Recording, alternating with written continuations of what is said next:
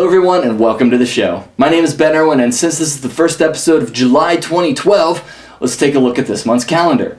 You'll notice that there are 5 full weekends this month. 5 Fridays, 5 Saturdays, and 5 Sundays.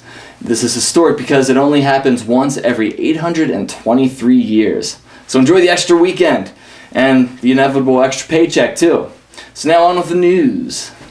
First up, the current edition of the Archives of Pediatric and Adolescent Medicine features a new study which shows that 28% of high school students surveyed had engaged in sexting, which is to send a nudie picture of oneself via cell phone. Further, 57% had been solicited by peers to sext. You know, I got a sext once. I didn't want it or ask for it, so does that mean I was molested? I mean, it just seemed like a waste of time. Probably because I was too busy having sex with my teacher.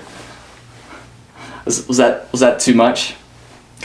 I guess it depends on the context. I'm just jerking your chain, you guys. That's a phony claim. Alright, I'm done with the sexting jokes. Penis!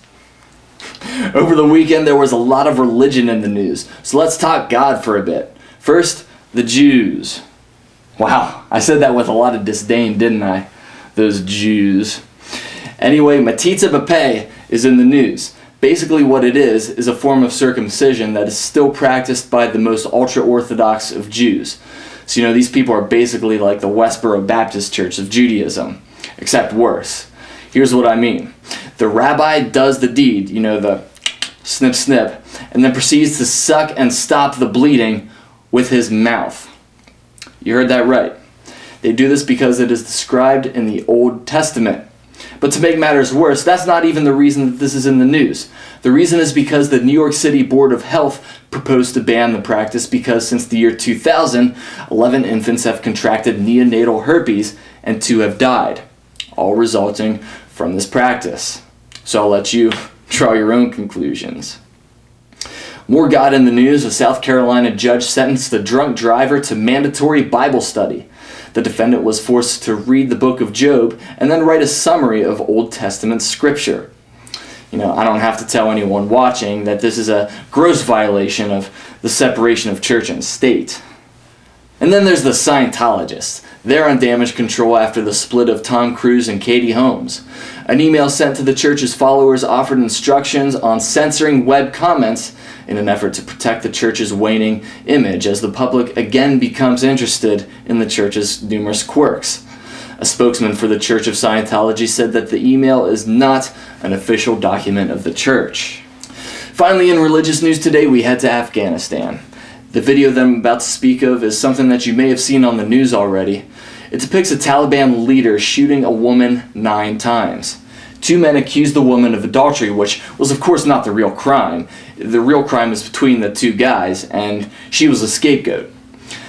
They faked court into deciding her fate, and then an hour later she was shot.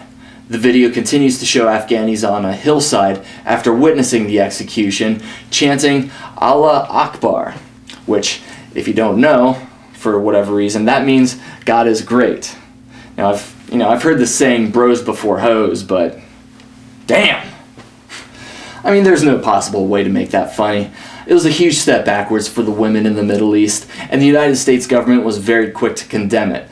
But there you have 4 different stories of varying degrees of horrificness regarding Jewish people, Christians, Scientologists, and Islamic extremists doing stupid stuff in the name of their favorite imaginary friend. So this leads me to ask, like I've done many times before, how much better the human race would be if there was no God. I mean, let's face it, there is no God, but I'm saying if we didn't feel compelled to pick one to go to bat for, there would certainly be less killing. The war in Iraq would at least be less complicated, and the Crusades would not have happened. Scientists wouldn't have to fight people who challenge them whenever their work discredits any given holy book.